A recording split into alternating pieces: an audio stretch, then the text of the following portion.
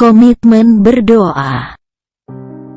Ayat renungan kali ini diambil dari kitab Roma pasal 12 ayat 12. Demikianlah firman Tuhan. Bersukacitalah dalam pengharapan, sabarlah dalam kesesakan, dan bertekunlah dalam doa. Ada banyak penyebab kenapa orang berhenti atau jadi malas berdoa. Kita bisa berkata bahwa kita punya alasan mengapa tidak berdoa lagi atau meminta apapun pada Tuhan. Yang pasti, alasan utama biasanya karena kita sudah malas meminta, malas memohon, atau malas menundukkan kepala, dan malas juga untuk berbisik di dalam hati, mengakui bahwa kita perlu pertolongan Tuhan.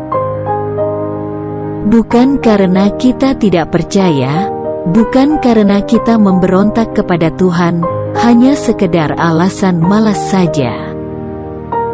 Seperti kalau Anda ditanya, kenapa hari ini bangun kesiangan? Ya, sulit dijawab, karena alasannya sederhana saja, lagi malas rasanya badan Anda. Jika ditanya lebih dalam apa sebabnya, pasti Anda marah, karena memang susah dibilang.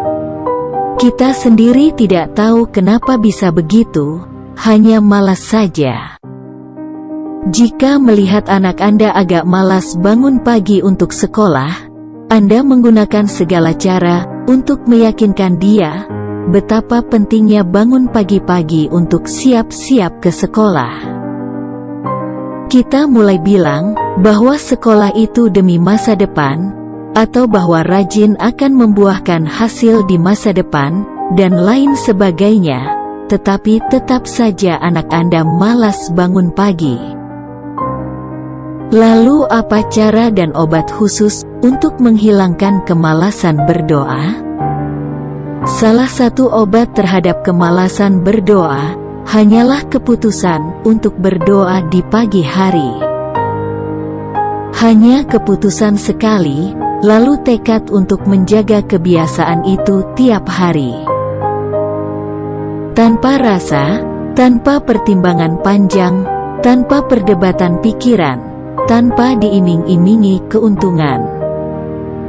Tiba-tiba saja Anda membuat keputusan itu, dan dalam kurun waktu yang lumayan panjang, Anda akan berhasil menggeser semua hal yang mulanya Anda anggap penting, menjadi kurang penting, dibanding doa pagi.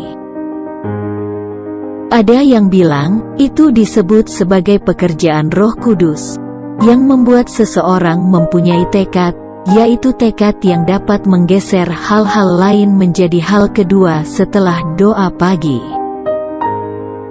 Untuk itu perlu kita meminta Roh Kudus menolong, agar memulihkan tekad kita, untuk menendang ke pinggir semua tipuan dunia terhadap tekad Anda untuk berdoa pagi.